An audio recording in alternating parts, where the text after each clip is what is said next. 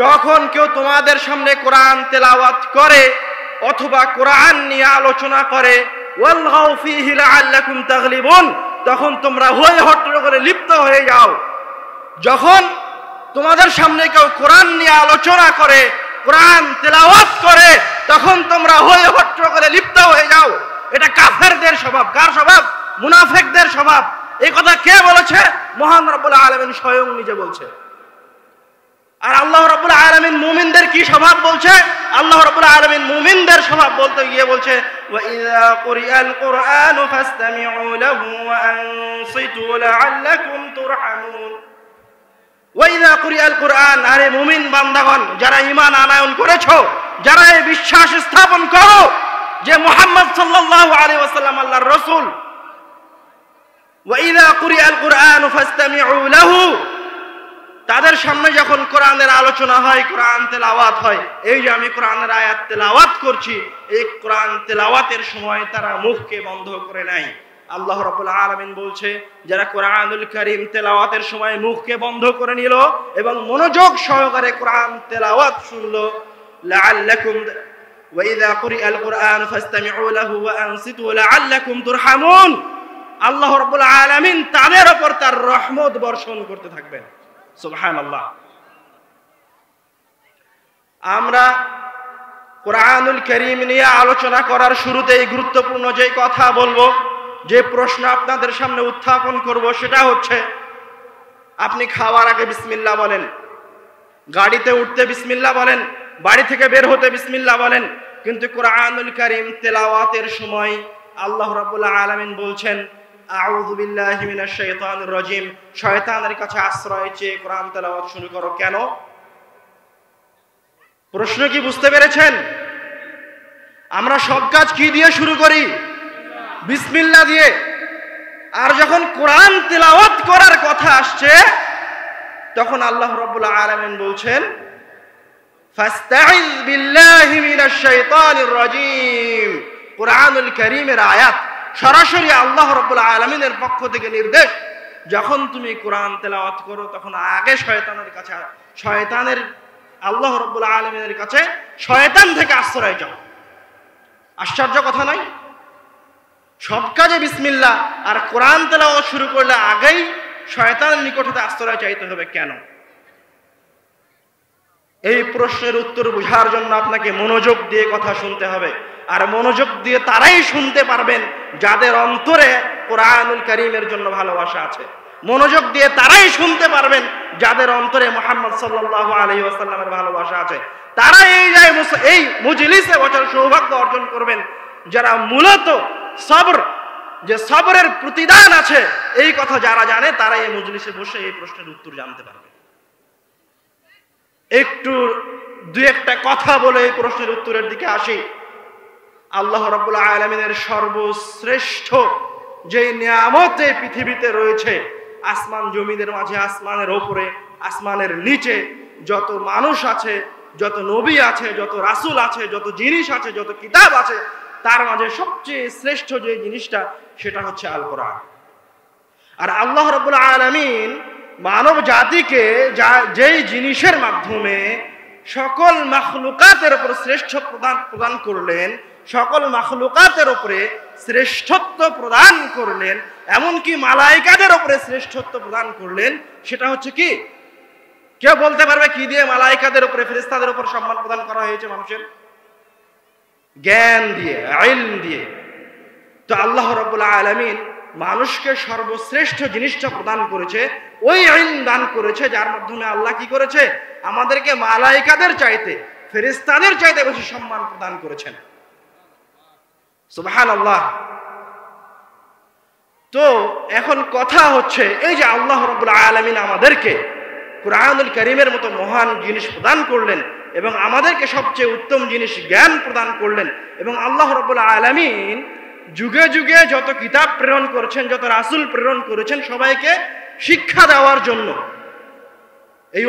এই মানব জাতিকে শিক্ষা দেওয়ার জন্য প্রেরণ করেছেন। এবং আল্লাহ রাব্বুল আলামিন যখন কোরআনুল কারীম প্রেরণ করলেন, তখন আল্লাহ রাব্বুল আলামিন কোরআনুল কারীমে একবার দুইবার নয়, 50 বার 100 বার নয়, 800 বারের অধিক ইলম শব্দের উচ্চারণ করেছেন, জ্ঞান শব্দের উচ্চারণ করেছেন। 800 বারের অধিক আল্লাহ রাব্বুল আলামিন জ্ঞানমূলক শব্দ আল কোরআনুল কারীমে বলেছেন। এখন আমরা ওই উত্তরের দিকে আসি যে আমরা কোরআনুল কারীম তেলাওয়াতের শুরুতে আউযু বিল্লাহি মিনাশ শাইতানির রাজিম কেন বলবো?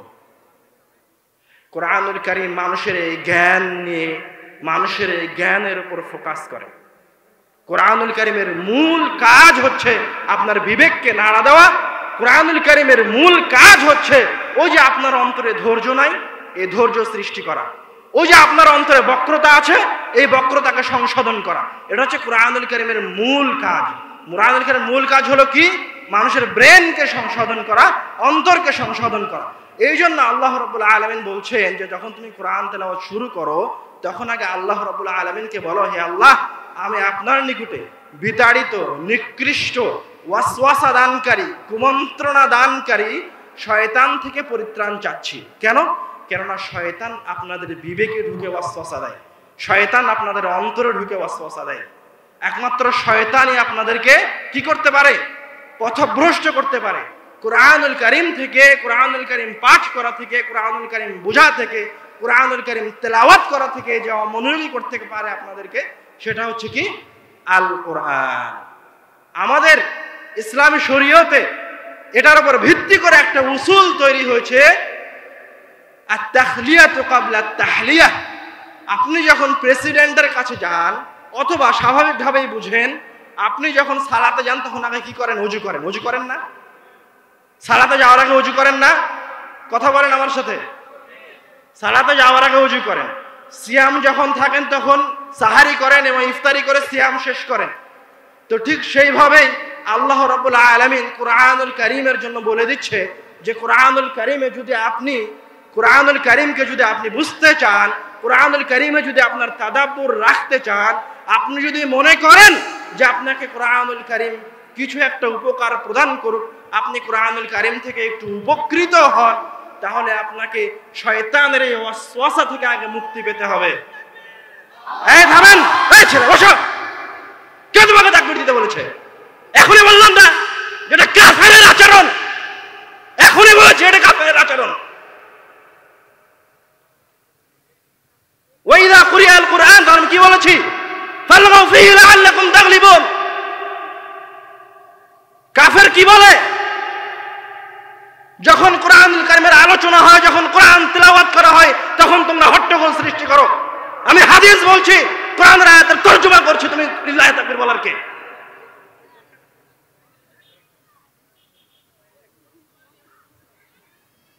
আপনারা ধৈর্য সহকারে বসে আছেন, আমার জন্য বসে নাই। শেখ আব্দুর রাজ্জাক বিন ইউসুফের জন্য যদি এখানে কেউ বসে থাকে তাহলে সেজন্য এখনই উঠে যায়। আমার জন্য কেউ যদি এই মজলিসে এসে থাকে তাহলে সেজন্য এখনই উঠে যায়। অবশ্যই নিয়তকে ত্রুটি মুক্ত হতে হবে, না হলে এই মজলিস আপনার বিন্দু মাত্র কোনো কাজে আসবে না যদি আপনার নিয়ত ঠিক না থাকে। নিয়ত কি হতে হবে?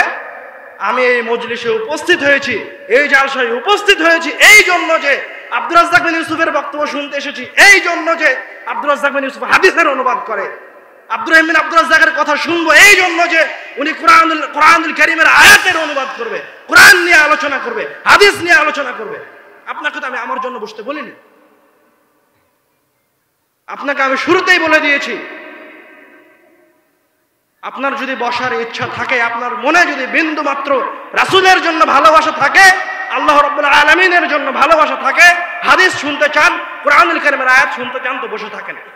যদি এই ইচ্ছা না থাকে তাহলে উঠে যান। আপনি আমার বিন্দু মাত্র উপকার করতে পারবেন না, ইহকালেও পারবেন না, পরকালেও পারবেন না। আপনি আমাকে কোটি টাকা দিয়ে কিনে নিতে পারবেন না। আমি আপনাকে এসেছি হাদিস শোনানোর জন্য, কোরআনুল কারীমের আয়াত শোনানোর জন্য। আমরা বলছিলাম আল্লাহ রাব্বুল আলামিন এই কোরআনুল কারীমকে অনেক মর্যাদা প্রদান করেছেন, অনেক শক্তি প্রদান করেছেন। কোরআনুল কারীম এই সৃষ্টি জগতের মধ্যে সবচেয়ে শ্রেষ্ঠ। এটা হচ্ছে সরাসরি মহান রব্বুল আলামিনের কথা। আমরা কোরআনুল কারীমের একটা ফজিলতের দিকে চলে যাই। আল্লাহ রাব্বুল আলামিন এই কিতাবের একটা সূরাকে অবতীর্ণ করার জন্য, একটা সূরাকে অবতীর্ণ করার জন্য কতগুলি পদক্ষেপ গ্রহণ করেছে। কোরআনুল কারীম আল্লাহ রাব্বুল আলামিনের কাছে থেকে মুহাম্মদ সাল্লাল্লাহু আলাইহি ওয়াসাল্লামের কাছে কে নিয়ে এসেছে বলতে পারবেন? জিবরাইল আলাইহিস সালাম নিয়ে এসেছে, কিন্তু আল্লাহ রাব্বুল আলামিন কুরআনুল কারীমের একটা সূরা, একটা বিশেষ সূরা অবতীর্ণ করার সময় জিবরাইলকে আগেই মুহাম্মদ সাল্লাল্লাহু আলাইহি ওয়াসাল্লামের কাছে পাঠিয়ে দিয়েছে। তারপর আরেকজন বিশেষ ফেরেশতা দিয়ে ওই সূরাকে অবতীর্ণ করছে। জিবরাইল ওই সূরা নিয়ে আসেনি। জিবরাইল আগে মুহাম্মদ সাল্লাল্লাহু আলাইহি ওয়াসাল্লামের কাছে এসে মুহাম্মদ সাল্লাল্লাহু আলাইহি ওয়াসাল্লামকে প্রস্তুত করাচ্ছে। জিবরাইল মুহাম্মদ সাল্লাল্লাহু আলাইহি ওয়াসাল্লামকে প্রস্তুত করাচ্ছে কেন? যে একটা মহান গুরুত্বপূর্ণ তথ্যবহুল একটা সূরা মুহাম্মদ সাল্লাল্লাহু আলাইহি ওয়াসাল্লামকে দেওয়া হবে, আপনাকে দেওয়া হবে, আমাকে দেওয়া হবে। এই জন্য আগেই জিবরাইল আমিন মুহাম্মদ সাল্লাল্লাহু আলাইহি ওয়াসাল্লামের কাছে চলে এসেছে। সেই হাদিসটা আমি এখন আপনাদেরকে শোনাবো। ইবনে আব্বাস রাদিয়াল্লাহু তাআলা আনহু বলছেন, বাইনামা জিবরিল আলাইহিস সালাতু ওয়াস সালাম কাঈদুন ইনদান নবী সাল্লাল্লাহু আলাইহি ওয়াসাল্লাম, জিবরাইল স্বয়ং নিজে মুহাম্মদ সাল্লাল্লাহু আলাইহি ওয়াসাল্লামের সামনে বসে আছে। সামিআ নাকিদান মিন ফাওকিহি, আসমান থেকে দরজা খোলার শব্দ আসলো। ফারাফা রাসাহু, তখন জিবরিল আমিন আসমানের দিকে তাকালেন। ফানাজালা মিনহু মালাকুন ওয়া ক্বাল হাদা, তখন জিবরাইল আমিন রাসূল সাল্লাল্লাহু আলাইহি ওয়াসাল্লামকে বলছেন, হাদা বাবুন ফুতিহা আল-ইয়াওমা লাম ইফতাহ কাত্তুন ইল্লা আল-ইয়াওম। আল্লাহ রাব্বুল আলামিন যখন আসমানকে নির্মাণ করেন, তখন আসমানকে নির্মাণ করার সময় আল্লাহ রাব্বুল আলামিন আসমানে একটি দরজা বানিয়েছিলেন, যেই দরজাটা ইতিপূর্বে কোনোদিন খোলা হয়নি। একটা দরজা আল্লাহ রাব্বুল আলামিন আসমানে নির্মাণ করেছিলেন একটি বিশেষ কাজের জন্য, একটি বিশেষ সূরা আপনাকে দিবেন। তাই আল্লাহ আপনাকে কত ভালোবাসে দেখেন, আল্লাহ আপনার জন্য কি করছে দেখেন। আল্লাহ আপনার জন্য আসমানে একটা দরজা নির্মাণ করেছে, যে দরজা শুধুমাত্র কার জন্য খোলা হচ্ছে? উম্মতে মুহাম্মাদের জন্য খোলা হচ্ছে। সুবহানাল্লাহ। তারপরে জিবরাইল আমিন বলছে, হাযা মালাকুন নাযালা আল-ইয়াওমা লাম ইয়ানজিল কাত্তুন ইল্লা আল-ইয়াওম। ওই দরজা দিয়ে একজন ফেরেশতা বের হয়ে আসলো। জিবরাইল আমিন মুহাম্মদ সাল্লাল্লাহু আলাইহি ওয়াসাল্লামকে বলছে, এই যে ফেরেশতা আজকে এই দরজা দিয়ে বের হয়ে আসলো জমিনে, ইতিপূর্বে কোনোদিন এই ফেরেশতা জমিনে অবতরণ করেনি।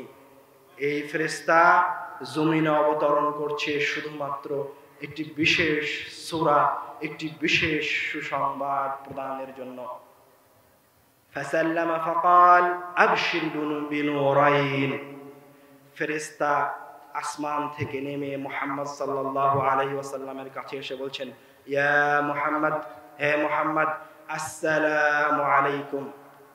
মুহাম্মদ সাল্লাল্লাহু আলাইহি ওয়াসাল্লামকে ফেরেশতা সালাম দিয়ে বলছে, আবশির বিনুরাইন উতিতাহুমা লাম ইউতাহুমা নাবিয়্যুন ক্বাবলাক। আপনাকে দুইটি আলোর সংবাদ প্রদান করা হচ্ছে, আপনাকে দুইটি সুসংবাদ প্রদান করা হচ্ছে। এমন দুইটি সুসংবাদ, যে সুসংবাদ আল্লাহ রাব্বুল আলামিন ইতিপূর্বে কোন নবীকে প্রদান করেননি। যে সুসংবাদ আল্লাহ রাব্বুল আলামিন ইতিপূর্বে কোন উম্মাহকে প্রদান করেননি, উম্মতে মুহাম্মাদীকে আমাদেরকে প্রদান করেছেন। সেই দুটি নূর কি? ওই ফেরেশতা রাসূল সাল্লাল্লাহু আলাইহি ওয়াসাল্লামকে এবার সুসংবাদ দিচ্ছে। ওই দুইটি নূরের প্রথম নূর হচ্ছে ফাতিহাতুল কিতাব। আমি আপনি যেই সূরা 5 ওয়াক্ত সালাতে তেলাওয়াত করি, কিন্তু কোনোদিন ওই সূরা নিয়ে তাদাব্বুর করার চিন্তা ভাবনা বা ওই সূরা নিয়ে চিন্তা ভাবনা করা লাগবে এটা আমরা মনে করিনি।